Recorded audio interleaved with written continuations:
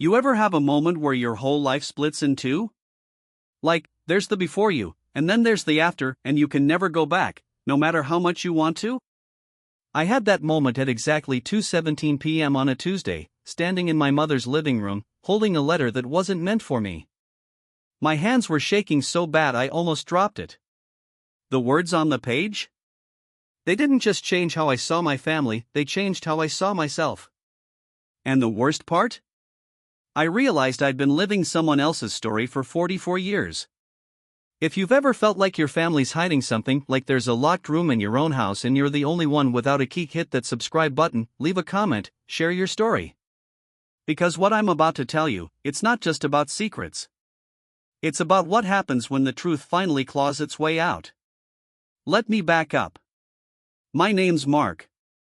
I'm 44, divorced, 2 kids, 1 dog, and a mortgage that feels like a second marriage. I live in a suburb outside Cleveland, one of those places where every house looks the same, but every family's got their own brand of crazy. I work as a project manager for a construction company. I drive a Ford F-150 with a dent in the tailgate, thanks to my son, Tyler, who swears it was already there. My life is a string of early mornings, late nights, and coffee that tastes like burnt hope. My mom, Carol, is the kind of woman who can make a pot roast out of leftovers and a guilt trip out of thin air. She's always been the center of our family holidays at her house, Sunday dinners, birthday parties with those weird Jell-O salads she insists everyone loves. My dad, Frank, died when I was 12. Or, that's what I was told. Heart attack, Mom said, her voice flat, her eyes somewhere else. I remember the funeral, closed casket, lots of whispers, people hugging me like I was made of glass. I have a younger sister, Jenny. She's 3 years younger, lives in Florida now, married to a guy who sells insurance. We talk, but not as much as we should. Growing up, it was always the 3 of us, me, Mom, and Jenny. Dad was a ghost, a story, a photograph on the mantle. But here's the thing. Even as a kid, I knew something was off. There were things that didn't add up. Like, why did Mom get so weird whenever I asked about Dad? Why did she keep a locked box in her closet, and why did she freak out that one time I tried to open it? Why did she always say, some things are better left in the past, whenever I push too hard? I learned not to ask. I learned to play along. I learned to be the good son. But that Tuesday, I stopped playing along. It started with a phone call. Mom had fallen in the kitchen, twisted her ankle. Nothing serious, but she needed help around the house. I took the afternoon off, drove over, let myself in with the spare key under the fake rock, which, by the way, fools absolutely no one. The house smelled like lemon cleaner and old memories. I found her in the recliner, foot propped up, remote in hand. Hey, Ma, I said, trying to sound cheerful. She smiled, but it didn't reach her eyes. Mark, you didn't have to come. Yeah, well, you know me. Can't resist a damsel in distress. She rolled her eyes. Just grab the laundry, will you? And maybe check the mail. I did as I was told. That's what I do. I'm the reliable one. The fixer. The mail was the usual bills, catalogs, a postcard from Jenny. But there was also a thick envelope, no return address, just Carol written in shaky handwriting. I set it on the kitchen table, figuring it was from one of her old church friends. Later, while she napped, I started tidying up. Old habits. I was dusting the bookshelf when I knocked over a stack of papers. That's when I saw it, a letter, yellowed with age, tucked between 2 cookbooks.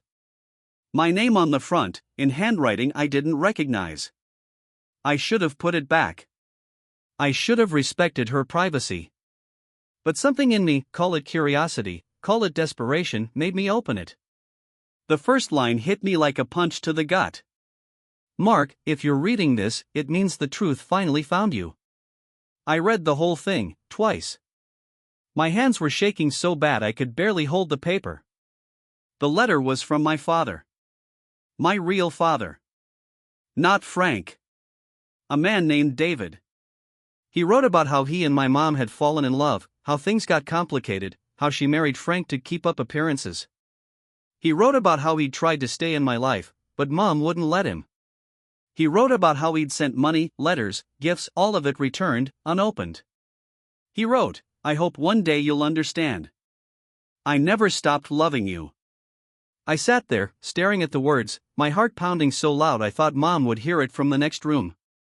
I looked up, and there she was, standing in the doorway, watching me. Her face was pale, her eyes hard. "What are you doing?" she asked, her voice cold. I held up the letter. "What is this, Mom? Who is David?" She didn't answer. She just turned and walked away. I followed her into the kitchen. "Mom, talk to me. Please." She sank into a chair, her hands trembling. For a long time, she said nothing. Then, in a voice I barely recognized, she said, "Some things are better left in the past." I felt something snap inside me. "I'm not a kid anymore, Mom. I deserve to know the truth."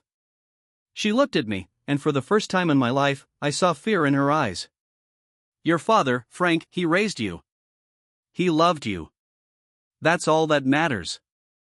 "No, it's not," I said, my voice shaking. "You lied to me. My whole life." She closed her eyes. I did what I had to do. I wanted to scream. I wanted to throw something. Instead, I just stood there, numb. That night, I couldn't sleep. I kept replaying the conversation in my head. Her words, the letter, the look on her face. I felt like I was drowning in questions. Who was David? Where was he now? Did Jenny know? Did anyone else know? I called Jenny the next morning. She answered on the third ring, her voice groggy. "Hey, big brother. Everything okay?" I hesitated. Did Mom ever? I don't know. Did she ever say anything about Dad? About someone named David? There was a long pause. No. Why? I told her everything. The letter, the conversation, the way Mom had shut down. Jenny was quiet for a long time. Then she said, "I always felt like something was off. Like we were missing a piece of the puzzle." "Yeah," I said. "Me too." We agreed to confront Mom together. To get answers. But nothing could have prepared us for what we found next. A few days later, Jenny flew in from Florida. We sat Mom down in the living room, the three of us, just like old times. Except this time, there was no laughter, no warmth. Just tension so thick you could cut it with a knife. Jenny started. "Mom, we need to know the truth. All of it." Mom looked at us, her eyes darting between us like a trapped animal. For a moment, I thought she'd deny everything. But then she sighed, a sound so heavy it seemed to deflate her. "Fine," she said. "You want the truth? Here it is." She told us everything. About David. About how she'd fallen in love with him in college, how he'd been her first everything. How her parents disapproved, how she'd married Frank to make them happy. How she'd tried to move on, but couldn't. How she'd kept David a secret, even after I was born. She told us about the money. The letters. The gifts. How she'd sent them all back, unopened. How she'd told Frank the truth, and he'd agreed to raise me as his own. I sat there, stunned. My whole life, I'd believed a lie. My whole identity, who I was, where I came from, was built on a foundation of secrets. Jenny was crying. I felt nothing. Just empty. After Mom finished, there was silence. The kind of silence that feels like a scream. Finally, I stood up. "I need some air." I walked outside, the cold November air biting at my skin.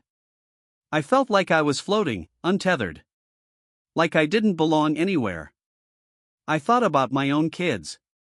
About the lies we tell to protect them. About the damage those lies can do. I made a decision, right then and there. I was going to find David. I was going to get answers. The next day, I started searching. Old phone books, online databases, social media. It was like chasing a ghost. Every lead was a dead end. But then, I found an address. A small town in Pennsylvania. I wrote a letter. I poured my heart out. I told him everything, who I was, what I'd learned, how I needed to know the truth. A week later, I got a reply. "Mark, I've been waiting for this letter my whole life. Please, come see me." I drove to Pennsylvania that weekend. The town was small, the kind of place where everyone knows everyone. I found the house easily, a white clapboard with a red door, a swing on the porch. David was waiting for me. He looked older than I expected, but his eyes were kind. We sat on the porch, drinking coffee, talking for hours. He told me about his life. About how he'd tried to stay in touch, but Mom wouldn't let him. About how he'd sent money, letters, gifts always returned. About how he'd watched from a distance, hoping one day I'd find him. He showed me photographs of me as a baby, of him and Mom in college, of letters he'd written but never sent. I felt a strange mix of emotions: anger, sadness, relief, gratitude. All at once. We talked about everything. My childhood, my kids, my job. He listened, really listened, in a way that felt new and unfamiliar. When I left, he hugged me. "I'm proud of you, son," he said. I drove home in silence, my mind racing. I felt like I'd found a missing piece of myself. But the story doesn't end there. When I got home, I found another letter. This one, from a lawyer. "Dear Mr. Thompson, we are writing to inform you of an unclaimed account in your name, established by David in 1980. My hand shook as I read the rest. The account had grown. Interest, investments. It was more money than I'd ever seen in my life. I called the lawyer. He confirmed everything. David had set up a trust. For me. My mother had never told me. I felt a mix of emotions: relief, anger, gratitude, betrayal. All at once. I used the money to go back to school. Not because I had to. Because I wanted to. For me. And for the first time in my life, I felt free. But here's the thing. The real thing. Money can't fix everything. It can't heal old wounds. It can't rewrite the past. But it can give you choices. And sometimes, that's enough. If you've ever felt betrayed by someone you love, you're not alone. If you've ever questioned your own memories, your own worth, you're not alone. And if you're still listening, thank you. Really. Because telling this story? It's the bravest thing I've ever done. So, what would you do if you found out your whole life was built on a lie? Would you confront the person who hurt you? Or would you walk away? Let me know in the comments. And don't forget to subscribe. I thought the story would end there. You know, the big reveal, the emotional reunion, the check from a lawyer that makes everything right. But life doesn't work like that. Not really. The truth doesn't just set you free, it leaves you standing in the wreckage, trying to figure out what the hell comes next. The first week after meeting David, I walked around in a daze. I'd catch myself staring at my own reflection, searching for something familiar in my face. Was that his nose? His eyes? I'd never noticed how much I looked like someone I'd never met. I started seeing my whole life in split screen: on one side, the story I'd always believed, on the other, the story I was just starting to understand. I tried to talk to Mom again. I wanted, I don't know, closure, maybe. Or an apology. Or just some kind of explanation that would make it all make sense. But when I showed up at her house, she was sitting at the kitchen table, sorting through old photographs. She didn't look up when I walked in. "Mom," I said, my voice softer than I meant it to be. "Can we talk?" She kept her eyes on the photos. "I already told you everything I know." I sat down across from her. The silence stretched between us, thick and heavy. I watched her hands wrinkled, shaking slightly as she picked up a picture of me and Jenny at the county fair, cotton candy smeared across our faces. "Why didn't you ever tell me?" I asked. Why did you let me grow up not knowing who I was? She finally looked at me. Her eyes were tired, rimmed red. Because I was scared, Mark. I was scared you'd leave me. I was scared you'd hate me. I was scared of what people would think. I wanted to be angry. I wanted to yell, to demand answers. But all I felt was this deep, aching sadness. You didn't have to do it alone, Mom. You could have told me. I would have understood. She shook her head. You say that now. But you were just a boy. You needed a father. Frank was willing to be that for you. David, he was a good man, but he wasn't ready. Not then. I thought about that for a long time after I left. About the choices we make out of fear. About the way secrets grow, twisting around everything until you can't tell where the truth ends and the lie begins. I started seeing a therapist. I needed someone to help me untangle the mess in my head. The first session, I sat on the couch, hands clenched in my lap, and said, I don't even know who I am anymore. The therapist nodded, like she'd heard it 1,000 times before. Maybe she had. She asked me about my childhood, about my parents, about the moment I found the letter. I told her everything. The anger, the confusion, the guilt. She listened, really listened, in a way that felt both comforting and terrifying. Sometimes, she said, the truth isn't about blame. It's about understanding. It's about making peace with the past so you can move forward. I wanted to believe her. I really did. But moving forward wasn't easy. Every time I looked at my kids, I wondered what secrets I was keeping from them. Every time I talked to Jenny, I heard the hurt in her voice, the way she kept circling back to the same question, why us? Why did this happen to us? Jenny took it harder than I did. She called me late one night, her voice shaking. I feel like my whole life is a lie, Mark. Like nothing means anything anymore. I tried to comfort her, but the words felt hollow. We still have each other, I said. We still have our memories. She laughed, bitter. Yeah, but which ones are real? I didn't have an answer. A few weeks later, David called. He wanted to meet again. This time, he invited me to his house for dinner. I hesitated, but curiosity won out. His house was warm, cluttered, filled with books and old records. He cooked spaghetti, poured me a glass of wine, and asked about my life. Not just the big stuff, the little things, too. My favorite baseball team. The way I take my coffee. The song I sing in the shower when I think no one's listening. It was strange how easy it was to talk to him. How natural it felt. Like we were picking up a conversation that had started long before I was born. After dinner, he showed me a box of letters. Letters he'd written to me over the years, never sent. Some were birthday cards, some were just notes about his day, his hopes for me, his regrets. I read them all, my throat tight, my eyes burning. One letter stood out. It was dated the day I graduated high school. Mark, I wish I could be there today. I wish I could tell you how proud I am. I hope you know that, wherever you go, you carry a piece of me with you. I hope you find your own path, even if it's not the one I would have chosen. I realized then that I'd spent my whole life trying to live up to someone else's expectations, Mom's, Frank's, even my own.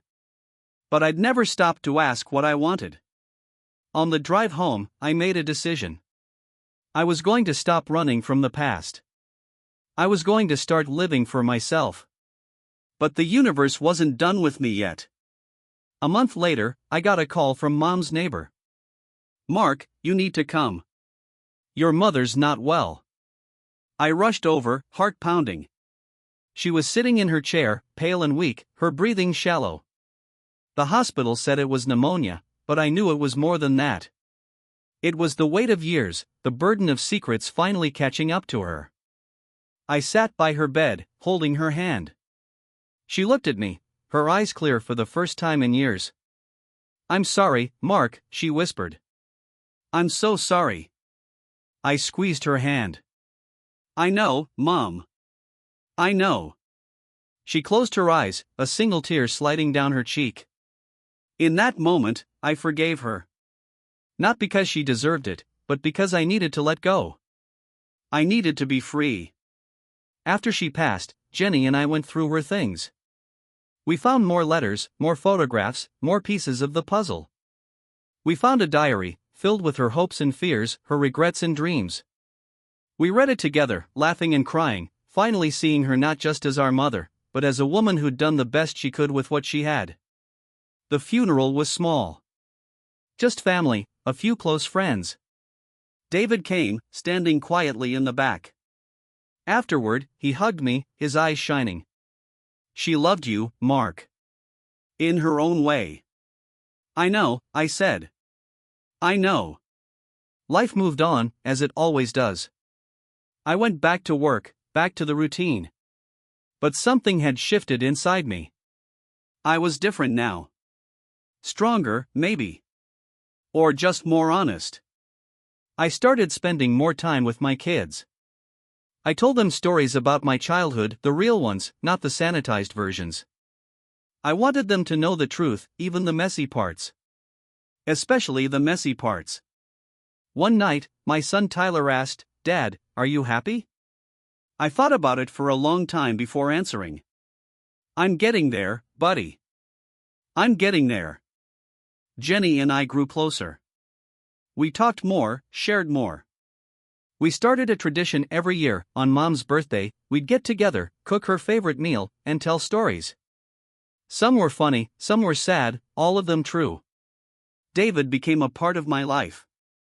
Not as a replacement for Frank, but as something new. Something real. We went fishing, watched baseball, argued about politics. He told me about his regrets, his mistakes, his hopes for the future. One day, he handed me a photograph. It was of him and Mom, young and in love, standing in front of a beat-up Chevy. On the back, he'd written, "The beginning of everything." I keep that photo on my desk. A reminder that life is messy, complicated, beautiful. That the truth, no matter how painful, is always better than a lie. But there was one more secret. One more twist I never saw coming. A few months after Mom's funeral, I got a call from a woman named Linda. She said she was David's sister. She wanted to meet. We met at a diner off the highway. She was older, sharp-eyed, with a laugh that sounded like gravel. "I wanted to meet you," she said, "because there's something you need to know." She slid a folder across the table.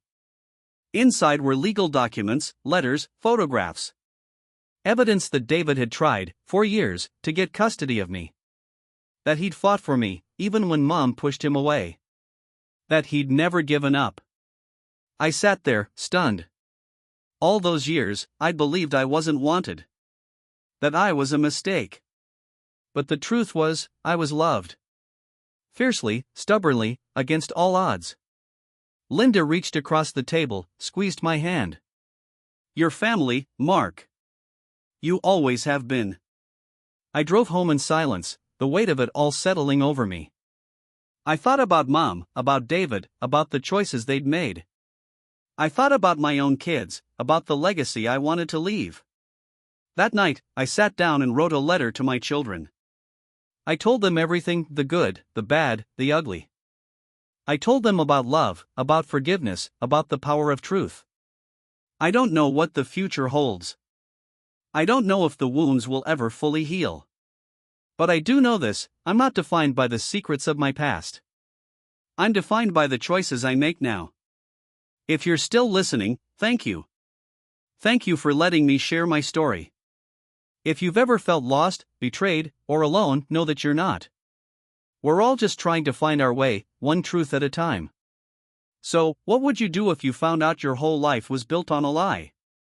Would you forgive? Would you fight? Or would you start over? Let me know in the comments. And don't forget to subscribe. I used to think the past was something you could box up and shove in the attic, right next to the Christmas lights and the old trophies nobody cares about anymore. But the truth? The past leaks. It seeps through the cracks, shows up in your dreams, in the way you flinch when someone says your name a certain way. It's in the stories you tell your kids, the ones you leave out, the ones you can't quite remember right. And sometimes, it's in the things you find when you're not even looking. 6 months after Mom's funeral, I was cleaning out her house. The place felt smaller, emptier, like the walls themselves were tired. Jenny was there, sorting through boxes in the garage, her hair pulled back, face smudged with dust. We worked in silence, the kind that's comfortable, the kind that says everything without saying anything. I found a box labeled Mark School. Inside, report cards, finger paintings, a crumpled letter to Santa in my crooked handwriting. I laughed, a real laugh, the kind that bubbles up from somewhere deep. For a second, I was 8 again, sitting at the kitchen table, tongue poking out as I wrote, "Dear Santa, please bring me a dog. And make Mom happy again." I almost missed the envelope at the bottom. It was thick, sealed, my name on the front in Mom's handwriting. My heart did that weird skip thing, half hope, half dread. I opened it. Inside was a letter. Not a confession, not an apology. Just honesty. The kind I'd been waiting for my whole life. Mark. If you're reading this, it means I'm gone. I wish I could say I did everything right, but you know better than that. I made mistakes. Big ones. I lied because I was scared. I kept secrets because I thought I was protecting you. Maybe I was just protecting myself. I hope you can forgive me. I hope you know I loved you, even when I didn't show it. Love. Mom. I sat there, the letter shaking in my hands. I felt everything at once: anger, relief, grief, love. It was like every emotion I'd ever had was fighting for space in my chest. Jenny came in, saw me crying, and just sat down next to me. She didn't say anything. She didn't have to. We finished cleaning out the house that day. We found more photos, more letters, more pieces of the story. Some of it made us laugh. Some of it made us cry. All of it made us feel connected. To each other. To Mom. Even to the parts of ourselves we didn't always like. After we sold the house, I took the letter home. I put it in a drawer with the others, the ones from David, the ones from Linda, the ones I'd written to my own kids and never sent. I started to realize that maybe the point wasn't to have all the answers. Maybe the point was just to keep asking the questions. David and I kept in touch. We talked every week, sometimes about big things, sometimes about nothing at all. He came to Tyler's baseball games, cheered too loud, embarrassed my son in the best possible way. He taught Emma how to fish, how to tie a knot, how to tell a joke that actually lands. One afternoon, we were sitting on his porch, watching the sun go down. He handed me a small box. "Open it," he said, his voice soft.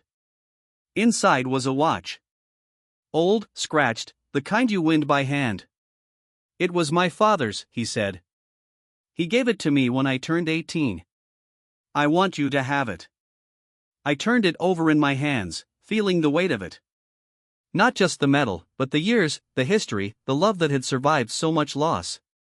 "Thank you," I said, my voice thick. He smiled. "You're my son, Mark. Always have been. Always will be." I wore that watch every day after that.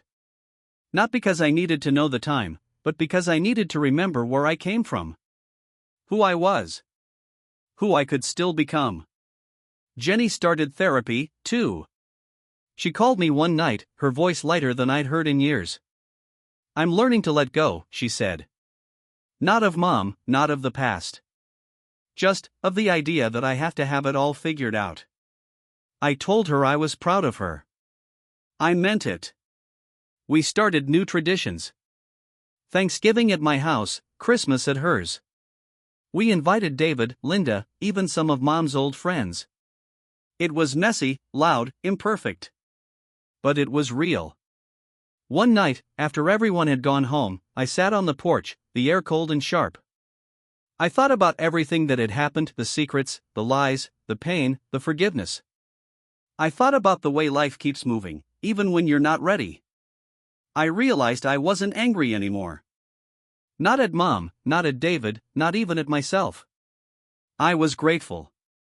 Grateful for the truth, for the chance to start over, for the family I'd found in the wreckage. But life, as always, had one more surprise. A year after Mom died, I got a letter in the mail. No return address, just my name on the front. Inside was a photograph, me, Jenny, Mom, and Frank, standing in front of the old house. On the back, in Frank's handwriting, family isn't about blood. It's about love. I stared at that photo for a long time. I thought about Frank, about the man who raised me, who taught me how to ride a bike, who showed up to every school play, every game, every heartbreak.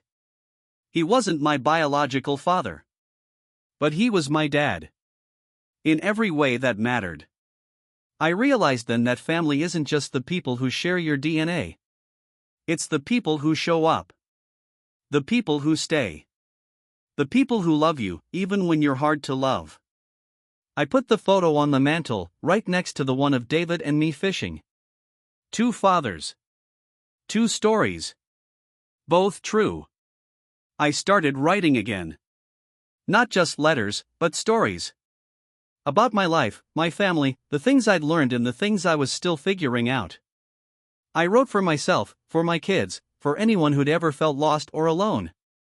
One night, Emma found me at my desk, pen in hand, paper scattered everywhere. "What are you writing, Dad?" she asked. "Just stories," I said. "About us. About where we come from." She smiled. "Can I read them?" "Someday," I said. "When you're ready." She hugged me, tight. "I love you, Dad. I love you too, kiddo. More than you'll ever know." And that's the thing, isn't it? Love. It's messy, complicated, sometimes painful. But it's also the thing that holds us together, even when everything else falls apart. If you're still listening, if you've made it this far, thank you. Thank you for letting me share my story. Thank you for reminding me that none of us are alone, not really. So, here's my question for you: what secrets are you carrying? What stories are you afraid to tell? What would happen if you let the truth out, just for a moment? Maybe it would hurt. Maybe it would heal. Maybe it would do both. But I promise you this: you're stronger than you think. Braver than you know. And your story, no matter how messy, no matter how complicated, is worth telling. If this story meant something to you, share your own in the comments. I want to hear it. And if you haven't already, hit subscribe. There's more to come. You never know what you'll find when you finally open that old box in the attic. Subscribe for more stories that matter.